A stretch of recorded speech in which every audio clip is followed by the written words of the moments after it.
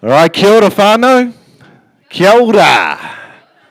Hope you're all well out there. Te mea tuatahi, ngā mihi nui ki te whare tūnei o Gizzy Local. A massive ngā mihi to Gizzy Local for hosting this little soiree. Te mea tōrua, ngā mihi o te tangata o te whenua, ne?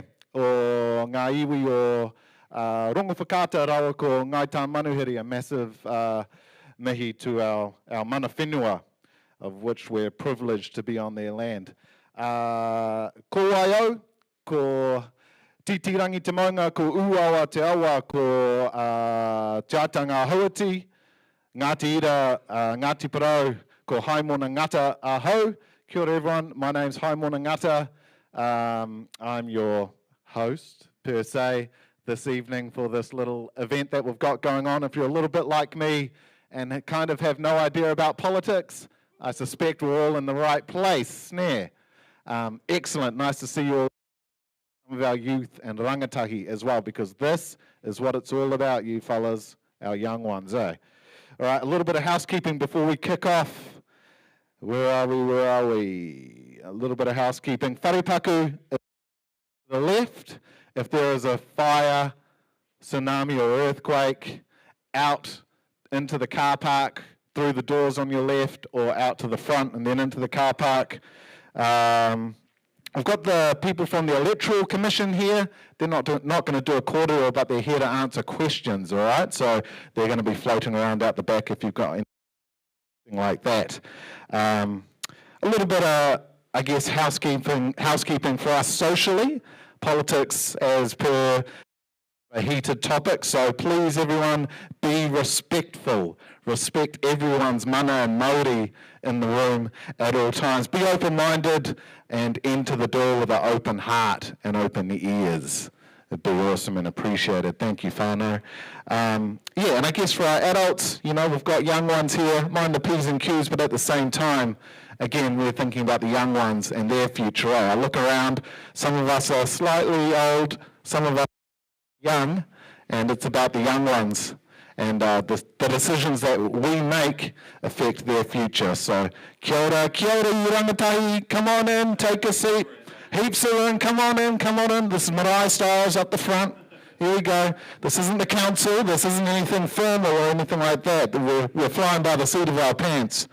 So once again, welcome to the evening of Election 101, where you fellas get to learn a little bit about politics and hear from our local politicians as well. So let's kick on into it. We've got a few slides before we hear from our candidates. So can we... Let's break it down, eh? Let's start from the start, just so we're all on the same level. Who can vote? If you've lived in Aotearoa continuously for 12 months plus, at some you're eligible to vote. If you're a New Zealand citizen or permanent resident, I see we've got some whānau from overseas here, you know, so again, if you're a permanent resident, you can vote, and if you're 18 plus, you're eligible to vote. Moving on to the next one, when and how to vote. Election day is the 14th of October, but you can vote anytime in the 2 weeks leading up to it, so from the 2nd of October. Already enrolled, you'll receive an easy vote card in the post. Bring that with you. And don't stress if you haven't got a card or forget it, you can still vote without it and you can still enroll at the polling station. You get 2 votes, and we've got a little bit of a video here from the Electoral Commission, so we'll have a MMP, or mixed member proportional, is the system we use in Aotearoa to choose the people and parties who represent us in Parliament. Under MMP, every general election. Let's have a look at how they work. Your first vote is for the political party you support. This is called the party vote. The more votes a party gets, the more seats they will have in Parliament. If 40% of us in Parliament, if 10% of us vote for the peer party, it will get about 10% of the seats. To get any seats in Parliament, a party must 5% of the party vote, or win an electorate seat. That's where your second vote comes in. Your second vote is to choose a Member of Parliament to represent the area you live in. This is your electorate vote. The candidate who gets the most votes in your electorate will become your local MP. So, if the Banana Party wins 4% of the party vote, but no electorate seats, they have no members in Parliament. But if they win 4% of the party vote, and also win an electorate seat, then they are entitled to 4% of all the seats in Parliament. This 4% would be made up of their one electorate MP, with the rest being list MPs from their party list. Because MMP is a proportional system, there can be a range of big and small parties in Parliament. Every candidate who wins an electorate gets a seat in Parliament. The remaining seats are filled from party lists according to their share of the party vote. Under MMP, parties might not have a large enough share of the votes to govern alone, so it's common to get support from other parties to form a government. The political party or group of parties with more than half the seats becomes the government. If you would like to find out more about New Zealand's political system and voting in Aotearoa, visit vote.nz. You're right, Tamati, there was a lot of info, far right. I think I clocked out in about 5 seconds into it, but hey, that's all good. My attention span, I got 3 kids, I'm a bit cooked anyway. So yeah, that kind of how it's broken down, whānau. I know it's a little bit confusing, but again, we've got these little devices that connect to the internet. We can do our research and we can have a bit of a titiro and a whakarongo. So you get 2 votes, and they don't have to be. It can be for a party, the political party you want to be in government. The more votes a party gets means the more seats they get in Parliament. To get a seat in Parliament, a party must get at least 5% of votes or a win in an electorate seat. That's confusing to me too, so if you're confused, we'll iron it out. It's all good, that's what we're here for. An electorate vote, the person you want to represent your local area in Parliament. The candidate with your local MP. Winning an electorate seat guarantees that party at least 1 seat in Parliament. So there we go. And then what's next? What happens with the big show, the big shebang? Votes are counted after polling closes at 7 p.m. on the 14th of October. One option is one party wins 50% or more of votes, seats in Parliament. Woohoo, good for them. Not very likely though. The other option is no single party wins 50% of votes or seats. Parties can come together and form an agreement to collectively gain the 50% majority. That party or group of parties becomes the government for the next 3 years. Okay, so if some person gets heaps of votes and another person gets a little bit of votes, they can put it together and have mega votes. Hopefully that kind of like makes sense to the young ones. Hopefully. Who's running? Who's in the running? There are 20 different parties to choose from. 20 different parties for your party vote. Holy, it's like a party on a bus. Some you will have heard of. We've got Te Pāti Māori, the Greens, Labour, National, New Zealand First and ACT, but we also have a whole lot of others as well that may be new. And then we've got some that focus on particular campaigns. I think there's a little tomato plant on that one there, so yeah, so that's good. So who's in the running? Who's in the running? We have 6 candidates for East Coast for our general role.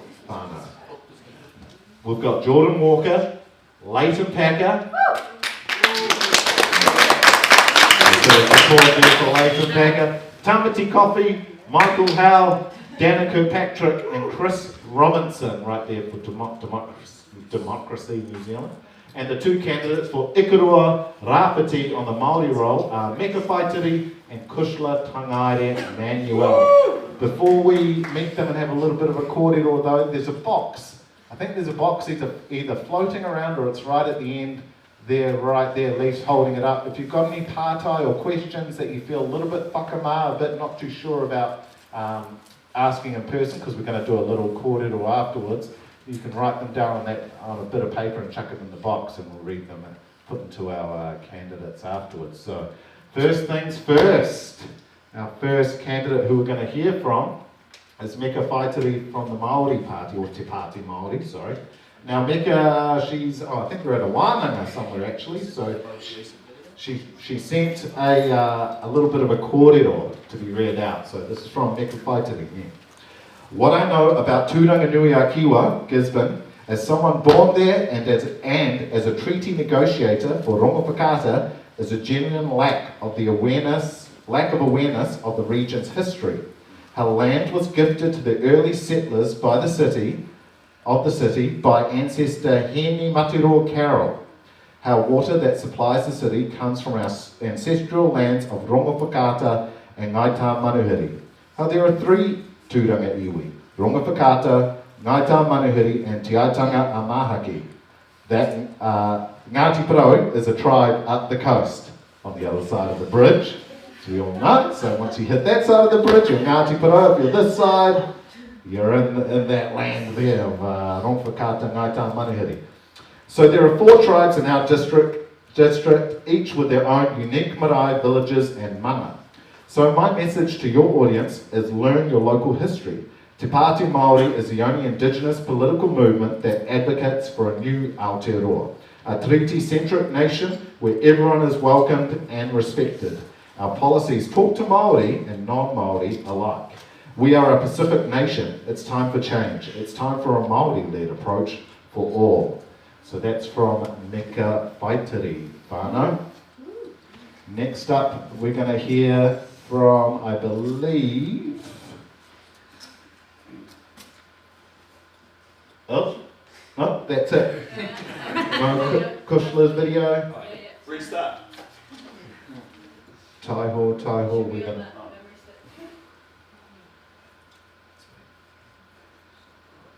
We're going to hear from the whanaunga from another maunga.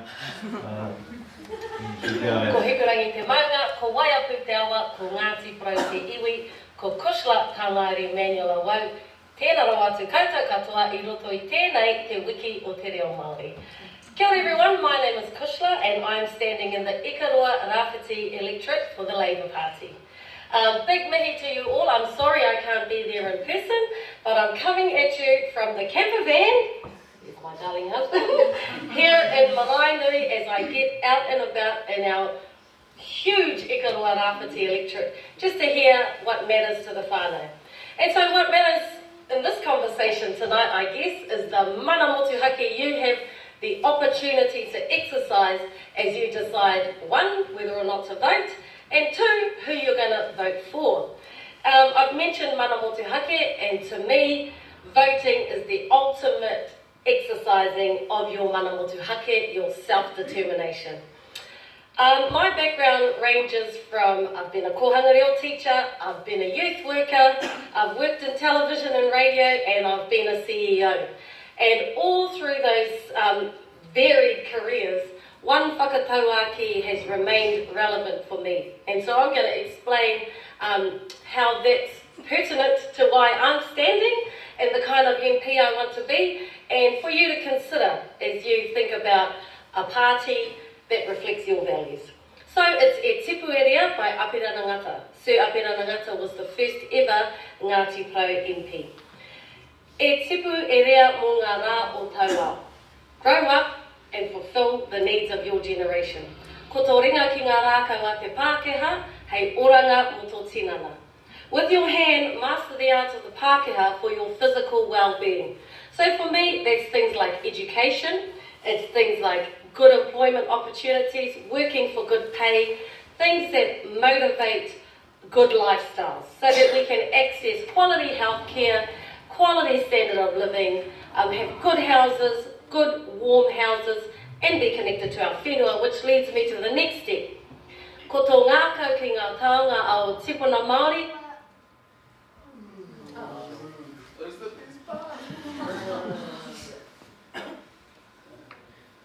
Oh, is it a technical issue or... Oh no! Oh, the old Dropbox timed out towards the end. Oh no, this. Darn it. I'll finish it off. For me, yeah. as a candidate in a Māori electorate, a strong Māori voice at the decision-making table. It's also Oh, sharing the richness and the value is from Māori language and traditions that benefit all of New Zealand. Ko tō wairua ki your heart given to your God, creator of all things. Now, in this day and age, we've seen more than anything, it's not just about physical infrastructure. We need to make sure that our whānau are well, mentally, spiritually, and socially. And so that's what I stand for. And so whānau, kei a koutou te mana, you have the right to decide. So e te puerea, your generation is now. Vote to fulfill the needs of your generation and generations to come. Kia ora tātou.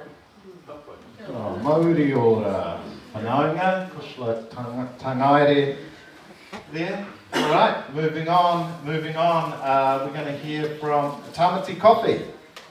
How this is going to work, whānau, you've got 3 minutes, total minute. There's going to be funny sounds and there's going to be bells and all that kind of stuff. So keep an ear up. But ladies and gentlemen, make some noise for Tamati Coffee.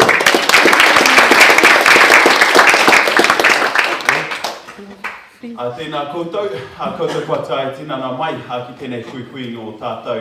Tēnā koutou Gizzy Local, nā koutou I whakarite tēnei kuinga o tātou. Mō tēnei wiki o te reo Māori no reira, kia ora. Hey everybody, my name's Tamati Coffee. I've got a few slides. Do they go at the same time as me? And yeah, do I just bear with. Okay. Does my time stop? Yeah. Oh, yeah. You got 3 minutes, you know.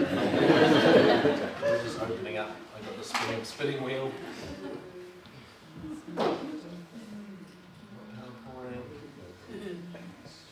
Oh, here we go. Hey, that's the guy. There's the Colgate. You will see the signs up around town. It's election time, and I am the Labour candidate for the East Coast electorate, the general seat. Many will remember my good friend and colleague Kitty Tapu Allen. She went through some trouble recently. She had to stand down from politics. She resigned, and I stepped up. Having resigned in March, I unresigned in July, and here I am standing to be your MP for this East Coast region. I wanted to keep it light because I know this is for people that don't know too much about politics. So let's jump on to the first slide. Who am I? This is my village up here, up the top here. You'll see the judge in the middle, Judge Will's holding my little girl Taitumu, she's 7 months old. My little boy Tutanekai is being held by my partner Tim. We are a little bit of a blended family because our friend Dane down the end on the left hand side decided to help us grow our family by carrying 2 beautiful little babies for us. She carried Tutanekai, and then she decided that life is too long to go through without a brother or a sister, so she helped us with a little girl as well. That's our whānau, my dad, who's the guy not smiling because he's got terrible teeth, and my mum over here as well. She's in there and I'm giving her a hug. Tim's mum's over there from England, and the rest is our village. This is Labour Party leaders from days gone by. We're the oldest political party in New Zealand, if you didn't know. We've been around for over 100 years, and these are the different prime ministers that we've had in those times. Michael Joseph Savage was the guy that set up the welfare system in New Zealand. Norton Kirk over here was passionate about building homes all around New Zealand, so we kicked off a big state house build in New Zealand. The laughing guy here with the glasses, he was the one that declared that New Zealand would not be a place that would have nuclear ships. He decided that that was not good for us, so he made a stand for us in terms of our foreign policy. Down here, Helen Clark, she introduced Working for Families, which was a way to be able to help families get through and a little bit of funding support from the government. You'll know Jacinda Ardern, she led us through the COVID pandemic and a whole lot of other crises, whether it was the volcano that blew up over in the Eastern Bay or the shootings in Christchurch. She was a strong leader, but she chose to stand down. So this guy, Happy Chippy, could step up. Chris Hipkins is the current Prime Minister and the person that I believe has got the goods to be able to be the leader past the 14th of October when the election is. Next slide. We got told to talk about one policy. So if there's one policy you'll remember as we walk out the door tonight, it's that Labour have got a policy going into this election to create universal free dental care. because we know that dental care is really expensive in New Zealand. I talked about my dad and how he no longer smiles because he has to hide behind his broken mouth of teeth. We do really badly when it comes to dental in New Zealand. We've got a policy that says if you're 0 to 18, you get taken care of through the public health system, through our schools. If you're 18 to 30, we're saying that we are going to phase in free basic dental health care for New Zealanders to try and create a generation of New Zealanders that have good teeth and don't end up like my dad. And there's more to come. Kia ora, everybody.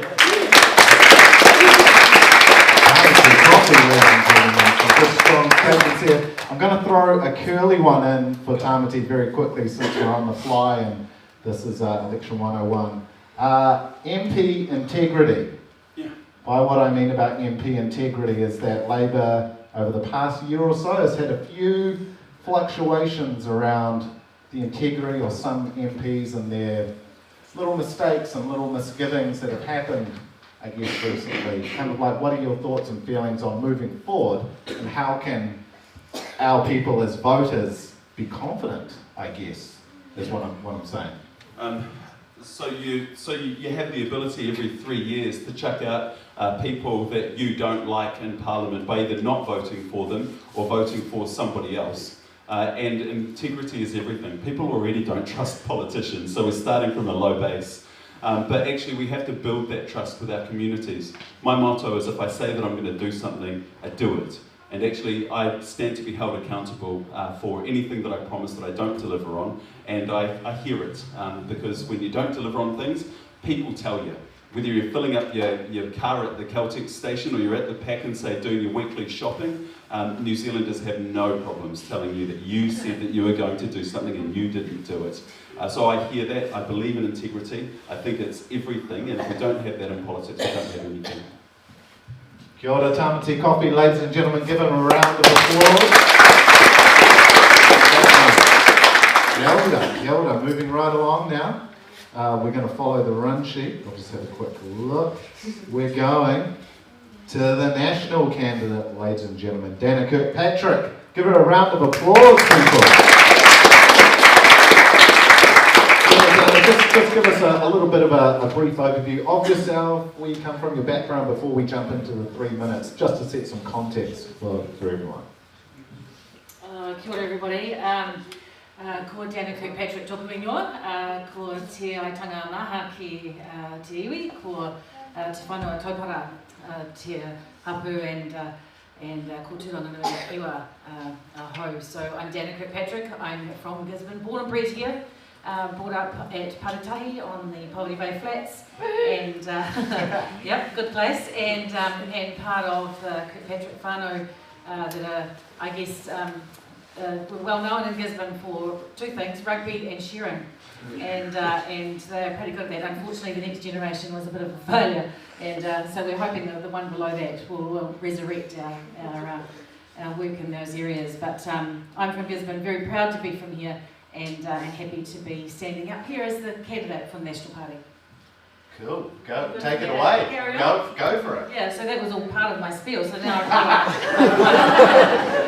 I'll have to think of some more things to say, but that's not usually a problem. Yeah, kia ora koutou everybody. I'm, as I said, Dana, I'm here to stand for the National Party. Very proud to do so. I'm so proud of this region. You know, we have so much to offer and so much to be proud of. But we're sometimes known for the worst possible things, and certainly the cyclone has had a massive impact on us in the last, you know, well, I don't know, what is it, 8 months now, and really, really devastating to see, you know, not much has happened in some spaces. So I'm really keen to put my hand up and advocate for the region, and to be really proud to be a loud voice. I've got 2 kids. Anna's 21 on Friday, and Sam is 18. They're both know-alls. They know everything. They don't think I know anything, so, you know, it was a bit of a battle in our house some days. But, you know, I talked to them and I said to them, what do you worry about when you're going to vote? Because they're both enrolled to vote, as I hope you all are, even if you decide not to on the day, but you should vote if you can. And they said there's a few things that worry them for voting and for what they want to know about, and they are things like mental health, what we're going to do in the area of mental health, access to health services, because you know it's really hard to get into a doctor these days and it's really expensive as well. They worry about training, access to training, so things like can you get courses at the local polytech and can you actually get apprenticeships and is there good stuff happening for you in transitions from schools into other things if that's what you want to do.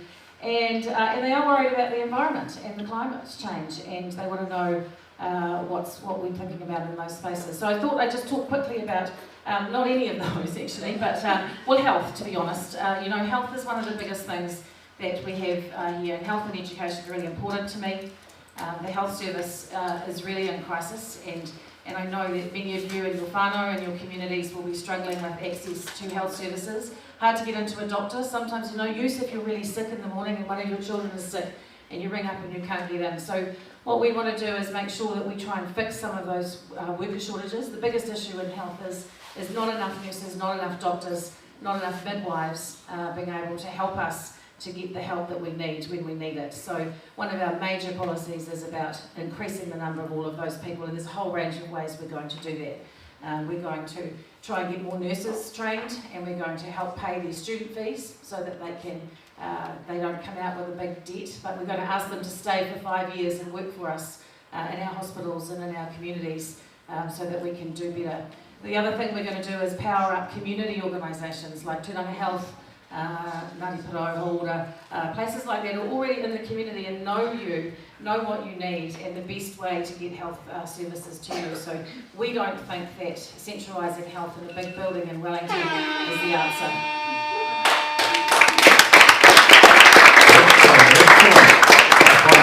Another quick curly bird question just off the top of my head for National. Recovery. And I guess the investment into recovery, it's quite considerable. Have National got a plan how we are going to get out of that proverbial fiscal hole, per se? You know, because when we fix stuff and when we allocate stuff to recovery, it costs money, so we've got to get that money from somewhere else. So where does National kind of perhaps see... Your cyclone recovery, yeah? Yeah. Okay. So cyclone recovery, really, really important for our region. National is committed to honouring the investment from the current government of the $6 billion into recovery. So we will honour that investment. But what we want to see is we want to see things happen a little bit faster than they are. So at the moment, there's $6 billion allocated. There's about 125 million of that for tairāwhiti for roading. There's about 65 million for flood protection, and then there's a whole another bit of money for buyouts for people who've lost their homes and can't go back to live in their homes. So we will honour that, but what we really want to do is speed up the consenting process, speed up the delivery of some of those projects, because I was at Te Roto yesterday, and those people are having to travel up the Parakanapa Road. I don't know if you've ever been, anyone ever been up that road? Yeah, don't, is my advice. If you can avoid it, it is a shocker. And those people are going to have to drive that road for 4 years because the money just isn't there yet to build the new road they need, because the Hangaroa Bluffs are closed. So, you know, we don't think people like that should have to wait for 4 years to be able to live their lives and do what they need to do. Typically, you know, again, up the coast, we see some really major damage in roading, and we want to make sure that we try and speed that up and get it done. So our approach to recovery will be, what can we do to make it happen faster and get our stuff done so that we can all live our lives the way we want to.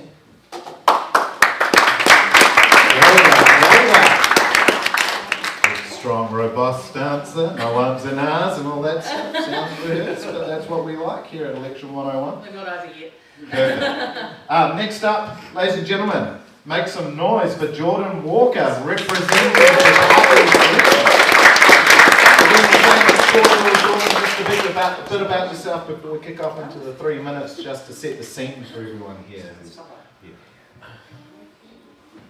Kia ora tātou, ko mā tātua te waka, ko maunga pohatu te maunga, ko waitare moana te aua, ko Ngāti Kuri te hapu, ko te waiti te marae, ko Ngai Tūhoi te iwi, huri ahau no Ngāti Kahanganu ki te Wairoa, no Ngāti Porou, no Ngāti Rangi, no Ngāti Pākehā Hoki, ko Jordan Walker tōku ingoa. I use they them pronouns and I identify as Takatāpui, proudly Takatāpui and Tangata Irapiti, so kia ora tātou. Kia ora. Sweet, 3 minutes on the clock. Oh, kapai.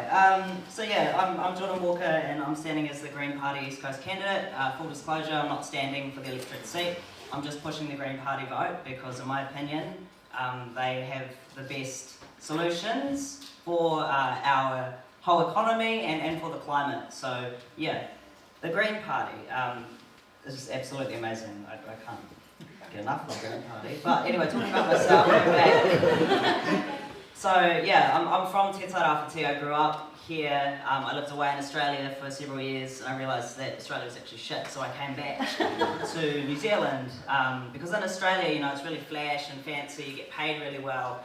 Why not go to Australia if you get paid really well? But actually, they don't acknowledge their Indigenous peoples, and that to me is horrific. So I left. I came home because I realised actually what I needed to do was to try and advocate for our people and for our communities. So yeah, I currently live here with my partner and our newborn Pepe, Manuka. He's 6 weeks old, and so sorry, I am tired. I'm very, very tired. Yeah, I work full-time as a line producer for Te Tairāwhiti Arts Festival as well, so I'm a huge advocate for the arts. I also study full-time and am a social anthropologist with my research focused around value within the arts and how that impacts our communities. I am also a consumer council member for Te Whatuora for the hospital, and I advocate there for the rainbow community, for Takatapui, for MVP FAF, and I'm also recently a board member for Outline Aotearoa, which is a counselling service for the Rainbow Peaks. So yeah, my plate's pretty full, but this is pretty important, particularly now, you know, coming off the back of Cyclone Gabrielle and looking forward now at El Niño. I was told to pronounce that properly, El Niño, which is the drought that's about to hit us. So yeah, we are kind of in a really pivotal point, especially when it comes to our elections and the next government, to try and get parties and as many MPs into Parliament as possible who are actually going to act on climate change. So when we talk about the Green Party actually is the most democratic party. You know, we have Green Party members and they all have inputs into the direction of the party and also into policies. So, you know, we work together from the ground up. And yeah, we have a charter, which is sort of the founding document of the Green Party that has Te Tiriti o Waitangi at the centre. So every single policy that we look at goes through a Te Tiriti o Waitangi lens. We also follow 4 things, so that's ecological wisdom, where we acknowledge that the world is finite and our resources within the world are finite, and so we need to distribute that appropriately both for people and for the planet. Next we have social ecology, follows the same sort of kaupapa, that we only have so many resources and they should be distributed equally for everyone. We also have non-violence, so yeah, we're pretty toe people, you know, we're not violent, we're not about being aggressive towards other parties or other people. We sort of, you know, face people and see people and value each other's. Is that 1 minute? What does that mean? Is that 3 minutes? Oh my God. I don't even get to talk about the best things. Vote Greens, tax rich. Kia ora, kia ora. We're going to go with another random question very quickly. Youth, seeing as you're a new parent and we have youth in the room, what can the youth expect from the Green Party? What's in it for the youth? So for the youth, yeah, we want to tax the rich, right? We know we know that there is an uneven distribution of wealth in this country, and actually 311 families within our country own a combined net worth of $85 billion. That is, I can't swear, that's bonkers to me. That's absolutely crazy.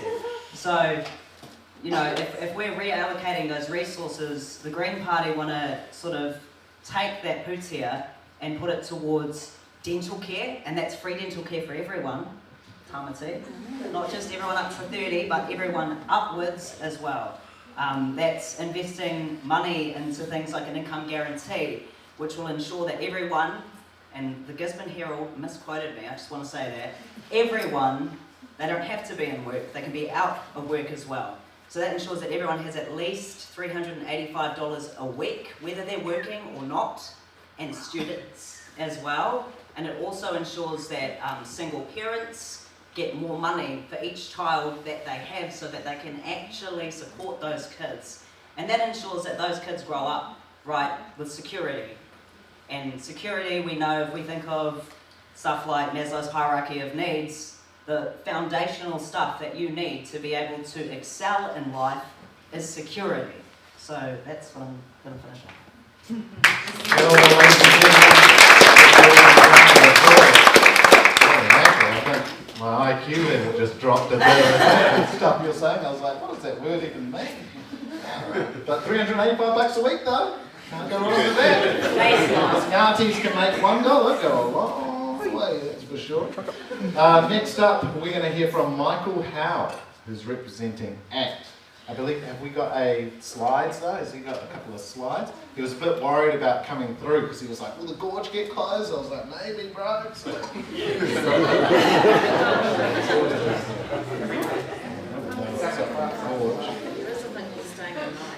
yeah, well, he could have stayed. Maybe he's got an important meeting to get back to or something. I don't know, the kid's sick or something. Who knows? Has he got? Oh, yeah, sweet. Here we go. We're just going to do the old wazoo with the old thingamajiggy. Oh. All right, the bro's living.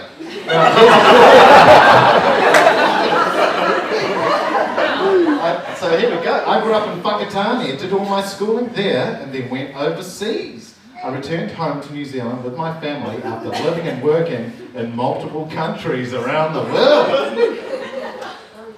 It gave me great perspective and appreciation for our beautiful country. Slide 2, Brian. Here we go. Why ACT? Their policies are practical and just common sense. I felt like they were a party that would stand up for all New Zealanders and bring about real change. Real in like big massive letters. Law and order.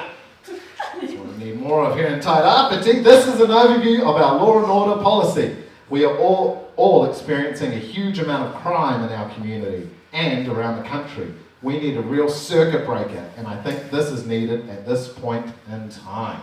So here, I'll just read them out. It's got reintroduce 3 strikes to keep the worst repeat offenders off the streets, introduce 3 strikes for burglary, restrict the use of electronic bail and drop the target for lower prison numbers, focus prisons on rehabilitating illiterate and enumerate prisoners, what's that word? Prisoners to break the cycle of reoffending, and instant fines for shoplifting and practical punishments like community service for our youth, so youth experience consequences for their crimes.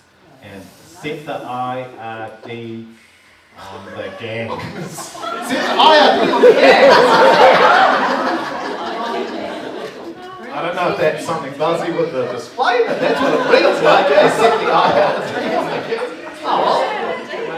Oh, get pooped here from the gang. All good, eh? Should have had a couple of gang members to cord it all back to that. So that's from ACT, our man Michael Howe. Right, moving right along to our last candidate. We've got Leighton Packer of Vision. Again, just give us the old 360, get a little bit of a spiel and then launch into your audio. Awesome. Kia ora whānau. My name is Leighton Packer and I'm standing for Vision Party for East Coast Candidacy. I am a wife. There's my husband over there in the brown jacket, isn't he handsome? And I have 4 children and 2 grandchildren. I grew up in, I come from a little town called Benidorm, King Country, so that's where my grandmother is on my mother's side. And then we moved here when I was 5. So my first school I went to was Wharaturu. Anyone from Wharaturu? And then from there we went to the East Coast, up Noda Bay. Anyone from Noda Bay? Yeah. So we were the Maoris that lived at the end of that road, and so we were at Nuiti. and that was a piece of paradise there. And so went to Mangatuna School, and then from there I went to Uwawa School. And yeah, so I'm posted inside out. Ngāti Ngātis, oh boom. So my village is here. Can I stand up, my village?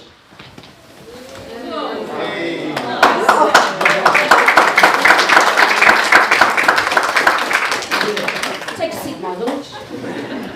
So obedient. Yeah. So, want me to start? Yeah, go for it. Alrighty, my name is Leighton Packer, and I am not a politician, and I don't know S-hit about politics, but I do know that my heart is for the people. And so my heart is these young people here. These are my two beautiful daughters here, and I want them to be inspired because their mother did something. That their mother got up and said something. That their mother got up and fought for something that was worth fighting for. So what am I standing for? Let's talk about the price of living. Who pays $25 for a tray of eggs here in Gisborne? Alrighty-o. So my cousin loves eggs so much that she is just like, cousin, you've got to fight for the eggs. So, I'm here fighting for the eggs. What about gas? What's the price of gas that we're paying at the pump? So the cost of living is just unbelievable, isn't it? That's what's real. What's real is what we're paying. You know, the minimum wage may have gone up, but the price of living has gone so far up. The price of rent here, 2-bedroom house here in Gisborne, $550 a week for a 2-bedroom. That's the reality. That's the reality. It's gone up about 60% here in Gisborne. Right? What is there for our youth? I'll tell you what there's here for our youth. Nothing. Not much. There needs to be something for our youth that keeps them off the street, that keeps them active. So, you know, it's like Rotorua is cool. You've got all the parks, you've got all these wonderful things to do. So if our brother gets in, he should bring all those stuff to Gisborne. and that's it, because there's like trampolines over there, and there's those Zorby things. And so, you know, what fun things are there here? And so I took our awesome youth to the new swimming pool. But they can't do bombs. So they're like, wow, that's a little bit teats. And I'm like, yeah, well, hopefully they open up the new pool so they can get on the diving board. And for the teenagers, that's what I'm talking about. So let's talk about the gang and the crime here in Gisborne. Yeah, it's bad. You know, I have a young boy here. His sister was one of the girls that got shot. Our girls have been getting shot on the streets of Gisborne. We've had a few that have actually died here in Gisborne. You know, I took a young man to court and he got hammered walking home from the shop with a hammer. And the judge said to him, to the guy that did it, the young man that did it, we'll just get you in a room and you just apologise. That's not right. It's not right. So law and order needs to come back. But I'm about defending our young people. I'm about fighting for our next generation. And I'm about doing something here when there's a cause. The slash that's on our beaches, who's paying for that? Who's paying for all these logs that are coming down the river? Who's paying for that? So I'm passionate about the East Coast. So yeah, I went to Mangatuna School. I was here in Bowler. I was here when Bowler hit. We got an awesome trip up to Auckland, and we got Ribena for a year. That's what I remember in Bowler. But we're resilient. And then we had Cyclone Gabriel come, and our church, yes, I'm a Destiny Church pastor also. We were out there shoveling shit. Shoveling it out, ripping out the carpets. We were the ones that are out there doing it. So vote vision, because I've got a vision.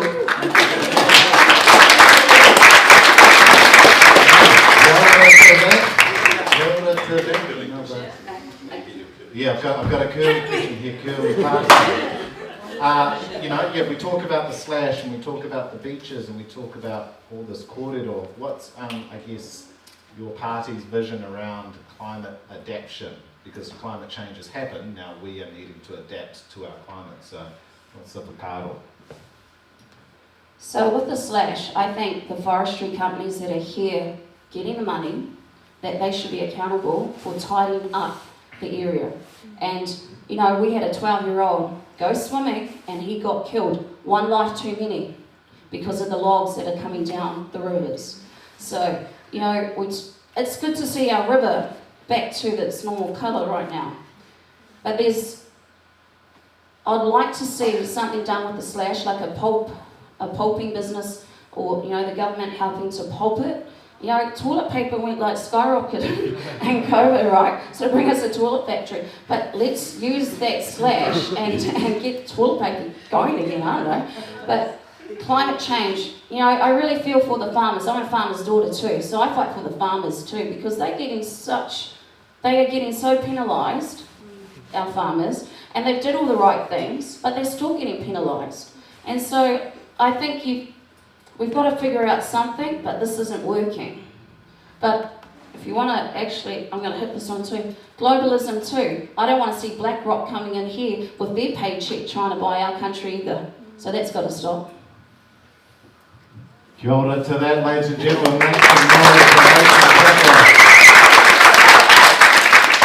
And on the subject of climate change and climate adaptation, there is only one thing to blame, and it's us, whānau.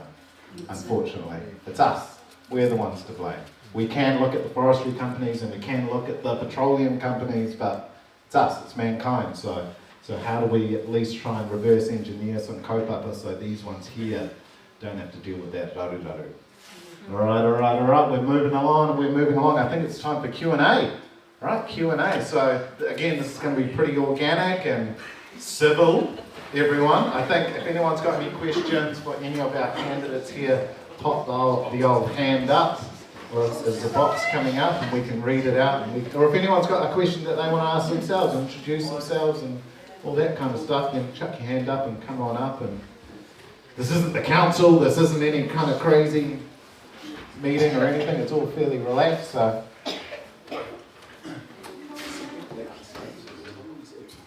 Oh, if you fellas outside want to come in, there's some room down the front if you're keen, or if you can hear back there, you're all good. Oh, you must be eating toasties then, Fair enough, I'll let you too. All right, here we go, our first anonymous question. Taihoa. Is to Dana. Right. Is National going to build resilience into our communities with recovery funding? I think that's resilience. I kind of answered that, but I can just say, I'll just say one little thing about that. So I kind of answered that with my response to the previous question, but I think resilience is really important. It's a word that I think everybody on the coast and everywhere else is sick of hearing. They're sick of being told they're resilient because they're just actually exhausted and over it. But what I think is really important is that we think about building roads and infrastructure and things in a different way so that we don't keep spending millions fixing roads that are falling into rivers and creeks and down hillsides, right? So let's actually just take some time to think really carefully about if we should just fix the road that's broken or whether we should think about it a bit wider and build a new road or a better bridge in a different way so we spend our money now but we're not continuously spending money fixing infrastructure all the time, because we know that things have changed. You know, our topography here is heavy soils, it's hard work, and the climate has changed, things are different. We do need to just think a bit differently about how we do those things. So yes, the answer is we would be advocating for resilient infrastructure. Kia ora. Right, our next random bit in here. The question is, oh, you got another one. If yous are really ask for someone us, else. here we go. If yous are really for us, then how come you don't want to work with Māori Party? How will you speak? Oh, that's another recovery. I think you answered it. But yeah, that's the first question. How come you don't work with the Party Māori? Well, I guess our leader has said that he doesn't want to work with the Māori Party. I haven't had any inclusion in that conversation, but certainly I think in this region, with such a high number of Māori people who are such an enormous part of our region, we would have to work with you and with iwi and with local people to make sure that we looked after everybody in this community, because we are all one and we really want to work together and make sure that everybody's looked after. Tautoko that kōrero. Let's give it a bit of a, here we go, we'll see if we can get someone else. Oh, here we go, Green Party. You talk about environment as a party, as a party and protecting it. But you talk about taxing people. Who is rich in the Green Party's something or other? People who, Green Party's eyes. People who own homes. Fair deuce, fair deuce. Yeah, that's a good party. I just want to add that Green Party MPs, like you sign an agreement, and of course I'm not going into Parliament because that's toxic, but you sign an agreement where you can make 10% of your paycheck, and that's the only party that actually does that. Everyone else takes that money, and like backbench MPs start on $120,000. That's crazy. Anyway, who are we talking about taxing? So we're actually talking about taxing the wealthiest few, which is 0.7% of the country. That's not people who own homes. That's not people who, have worked their whole lives and like cracked it and become a millionaire. This is like multi-millionaires and billionaires. These are the people who profit through corporations. These are people who don't pay capital gains taxes, and actually the wealthiest 0.7% of the country pay less than an effective tax rate of 9.4%, right? That's less than half of what the average New Zealander pays. So those people need to pay some fucking money.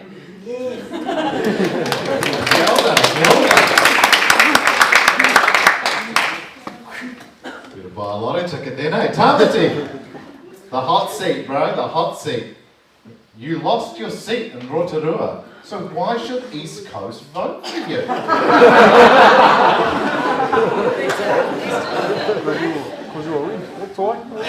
Let me give you a little bit of a history lesson. So, in 2014, I first put my hand up to stand for the Labour Party, green as anything. Had never done it before. It was a character building experience, as many of my candidates here will appreciate. I put my hand up to stand for the general Rotorua seat. I lost. I lost by quite a large margin, despite having all the confidence and enthusiasm in the world. Losing actually teaches you a few things too. My good friend at the time, Jacinda Ardern, a backbench MP, she gave me a call and said, "Go again, bro." It took her 2 times of failing before she got in as a Member of Parliament. So she said, pick yourself up, give yourself a kick in the backside and get back in there. So I stood again in 2017 against the co-leader of the Māori Party, Tururoa Flavel, who comes with a level of mana that is absolutely respected.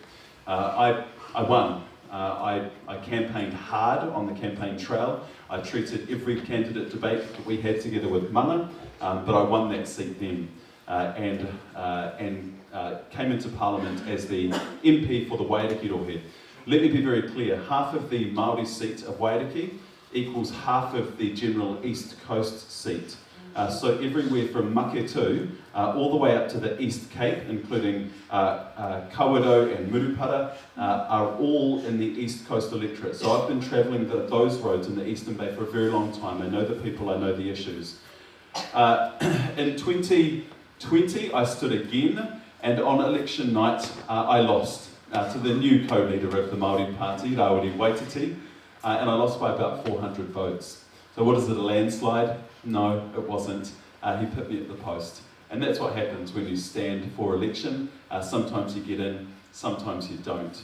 I said earlier, I thought I was resigning. I handed in my resignation in March, thinking I've got these 2 beautiful children, and I handed in my resignation to my boss, and a couple of months ago things changed. So I stand here as the Labour candidate for East Coast, saying yes, I've lost, but I've also won, and I understand that politics is a contest of ideas, and I'm out here to put Labour's best ideas forward. Kia ora. That was a slick answer, dodging a bullet, bro. You must have been on TV and you Here we go, this is the partai to all candidates. We'll start down your end, Jordan, and then move on. What do you and your party plan to do with helping our homeless get off the streets? So we'll just kind of go through quickly.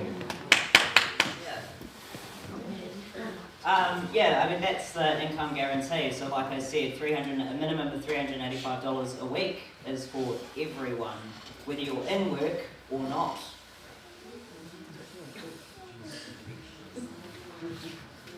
So I think that one of the things, I talked about this last time, was in order to help us break the cycle of poverty and intergenerational social issues that lead to poverty and to homelessness, is about education.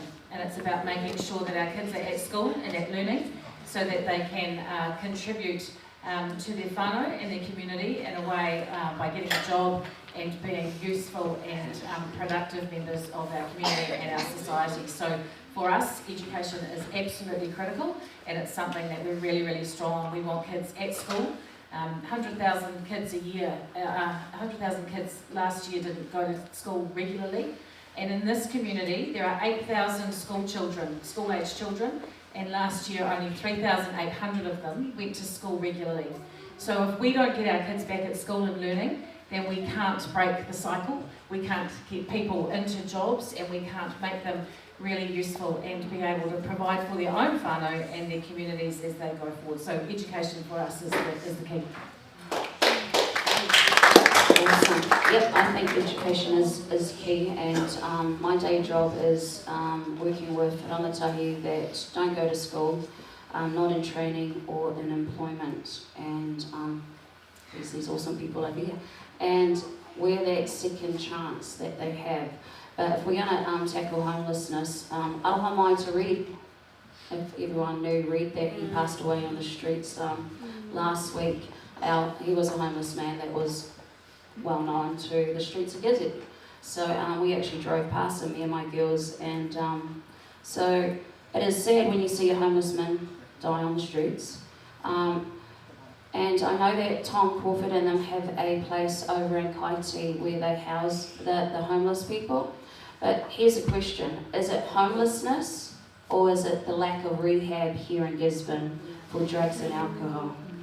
Because we have no rehab here in Gisborne, and so that's something that we might need to work on in Gisborne.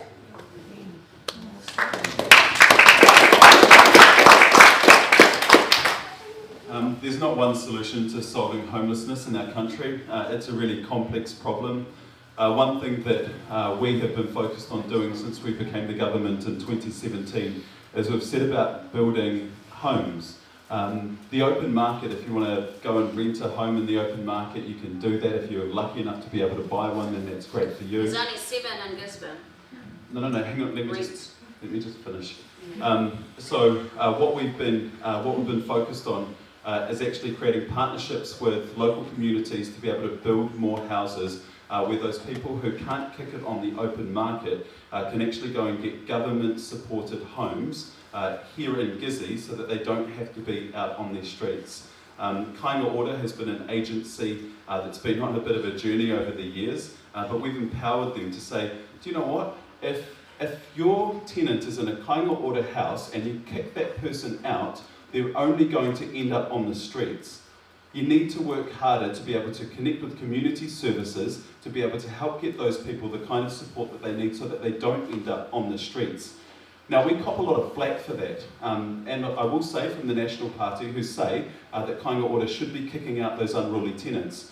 We take a slightly different approach and say, can Kāinga Order do more to be able to work with some of those whānau, to be able to ensure that they don't end up on our streets? And that's what we've been focused on, and making sure that we're building new houses. And just yesterday, I was out at Muriwai and I saw a bunch of new houses out there. There have been government and iwi partnerships which have helped to get that goal of building more houses out there so that our homeless whānau do actually have places to go. Kia ora. All this millions that's coming in, maybe we could shave a little bit off for that rehab facility. Yeah. We're rebuilding the mental health units at the hospital. There we go. We've got a bit of a question from the floor right now. Taiho, here we go. This is to Leighton. Could you briefly tell us what the Vision Party's 3 shameful bills are? Thanks.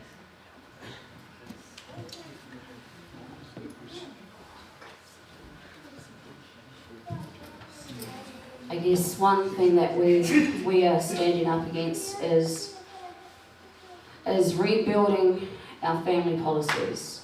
and what we are going to come against is the transgender that is hitting our schools. There are so many genders now that I believe that that's why, and I can vouch for this by asking our young people, is that in schools there's so many genders, and the sex ed that has been put in our schools is actually making them feel uncomfortable. How do I know? Because I work with them every day. And so we've got over 5,000 students not attending school. The question is why? Why are they not going? You know, my daughter from Sports New Zealand, my 2 daughters have to be called pregnant persons. Why? Oh, people with periods, sorry. You know, I'm a mother of 4. I've given birth. I've survived cervical cancer and thyroid cancer. I have a right to be called a woman. That doesn't mean I'm excluding anyone either. But I don't see why we should take away women's rights also. So I'm going to stand for women because I've earned the right. I've earned the right. I've got to go for my checkups. I've got to go and do all my woman stuff. And I have a right to be called a woman. So if that's a shameful thing for us in this society to be, well then I stand here unashamed to be a woman. Thank you.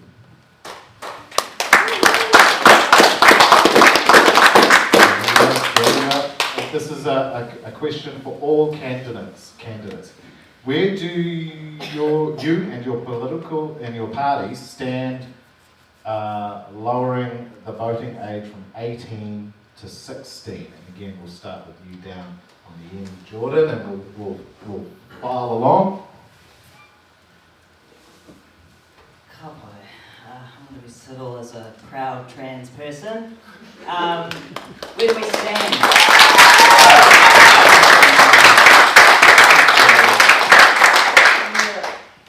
So, like I said earlier, that the Green Party, you know, we have Green Party members, and we actually have different branches, and one of those branches is the Young Greens. And so our co-convener, we have, you know, co-conveners of each branch. The co-convener is actually one of the people behind Make It 16, so that's actually lowering the voting age. So that's where we stand with lowering the voting age, is that we're actually advocating with them and supporting the rangatahi to lower the voting age, because it's important, you know, if we look at the future for rangatahi with the climate crisis, they need to have a say. So yeah, we're extremely supportive of lowering the voting age. Thanks, Jordan. The National Party is not in favour of lowering the voting age to 16. And I think one of the things that would have to happen for the voting age to be lowered is it would need a vast majority of the House to agree. So it's going to be tricky anyway. But we're not in favour. I think for me personally, having 2 children, 21 and 18, I don't think my 18, if his mother wasn't standing for Parliament, I'm not sure he'd know what it was all about. And I do, you know, I went to a class, I've been to a few classrooms of schools. There's 2 very different schools of thought amongst those children. Some of them told me they'd just vote for who their parents voted for because they didn't know what else to do. And others weren't actually that interested. So I don't know that it's a fait accompli. I don't know that people really understand that. And I guess if you lower the voting age to 16, it raises a whole lot of other questions around do you lower the drinking age, do you lower other age-related rules and legislation. So we just need to, in my view, my personal view, just need to think really carefully about it and make sure that we've covered it off and we understand what it really looks like on the other side of that. Thank you. Let the kids be kids, for goodness sakes. Let them just be who they are. You know, they're going to school. That's just a hard task in itself. They just like struggle to get up to go to school every day. You know, let them just be free to do what they have to do, and let us adults try and figure out the rest. Because they'll come into a time of voting. And if I've talked to many of our 18 plus, a lot of them don't even want to vote. A lot of them can't even be bothered. my son said to me, why? Why even bother? And that's what our rangatahi is actually feeling right now, is like, why bother? So lowering the age is just going to add to their mental health, I believe, because you're just like putting more pressure on them. Just let them breathe and let them do what they need to do. Play sports, play rugby, enjoy life while you can before you have bills. That's what I believe anyway. There's a bill currently going through Parliament. It's already had its first reading, and it will encourage and allow 16 and 17-year-olds to be able to vote in local government elections so that they can vote for the councillors that they want. Ultimately, it's a pathway. If it works really well, and if young people take it up, then I'd like to see it rolled out at a nationwide level. I'm a huge supporter of 16 and 17-year-olds being able to vote. But why? Because many of them have actually got part-time jobs. Many of them are already paying tax when they get their payslip. Part of the trade-off of the government taking your tax money is that you get to decide who spends your taxpayer dollars. Let's agree on this. We do a rubbish job of teaching politics in our schools. Civics education isn't taught to our young people. If we had 16 and 17-year-olds out there able to vote, you better believe that we'll start teaching it in school so that they don't leave school not knowing what the political system is all about. I've met plenty of young, engaged people at high school. They want to know, they want to learn, they want to participate. Their brains are supple enough to be able to deal with what politics is. I think we should be teaching our young people what the democratic process and what the history of our country and all of those amazing leaders that we've had, political leaders standing up, those game changers, we should be teaching them that, and we should be teaching them that in a modern way as well. I'm all into kidsvoting.co.nz, which is sending out mock ballots and ballot boxes to schools, primary schools, intermediates and high schools around the country to encourage them to understand what voting is all about. So they'll be going through it at the same time that their mums and dads and aunties and uncles are doing it as well. The more that we teach our young people about politics, the earlier they'll get switched on, the better off we're all going to be.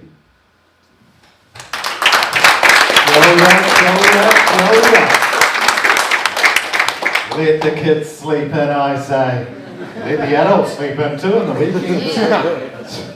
And pigs will fly. Our last question. This is it. We're wrapping up for the evening. Again, to all candidates. Here we go. What will it take to get central government to take Te Tiriti seriously? So we end on a Tūturu Māori subject here in Tairāwhiti, as we should. How do you get central government to take Te Tiriti or Waitangi seriously? I guess you vote for the party who prioritises Te Tiriti or Waitangi. You know, like the Green Party or Te Pāti Māori.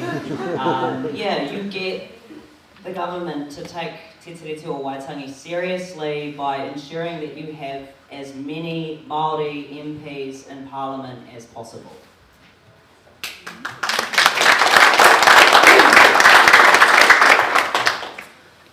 I think getting central government to take Te Tiriti seriously is about leadership, and it's about making sure that in a government you have strong leadership in that space and that you are really clear about walking the talk and making sure that you understand how you partner in that space and what it delivers as with your tangata whenua and your iwi partners. So we would like to see that, we are definitely in support of that, and with some of our great candidates or MPs such as Tama Pūtaka, Dr. Shane Reti, and numerous others, Hariti Hipango, they are really, really keen for us to learn more about this and to make sure that we deliver it as best we can.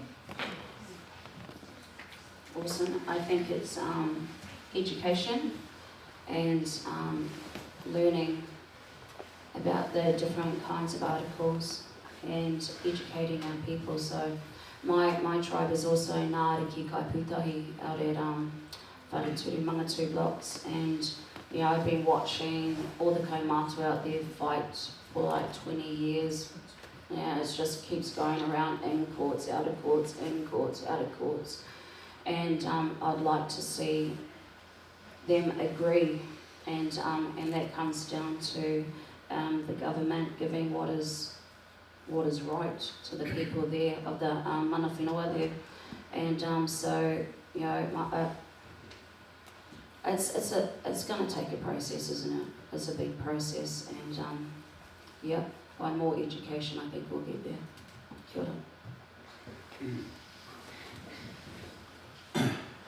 ora. You bake it in. You bake it into the laws that we have, that we create in Wellington. As an MP, you create laws and legislation, and what we're doing more and more is that we are putting Te Tiriti o Waitangi into the purpose statements of legislation. So as we've been reforming the Resource Management Act, what do? We chuck Te Tiriti right up there, up front and centre, to make sure that every political party that follows us knows that that's the intention. As we've been reforming the health system, we're creating places and spaces for Māori to participate at every single level. We get accused by the opposition for pandering too much to Māori in terms of co-governance, but we believe it. And here in Gizzy, people have been living a co-governance relationship in their own households for a long time, and the world hasn't fallen in.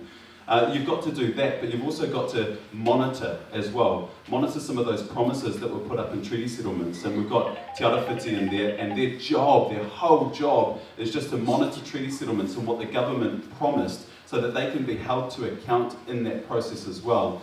It's already kind of happening. Do we need to do more? Absolutely. When will we get there? Probably when we fight for a constitutional change in New Zealand, and we bake Te Tiriti into that. Kia ora. Ladies and gentlemen, boys and girls, that's going to wrap it up for this Election 101. Kōrero right here, if you could please be upstanding and give our candidates a round of applause.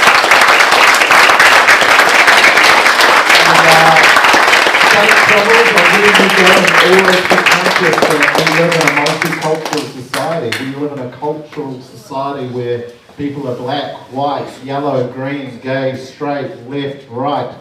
But the main thing that we can all carry with us is respect for one another, respect for our taiao, respect for our whenua, and respect for ourselves. So Mauri ora whānau, travel safe.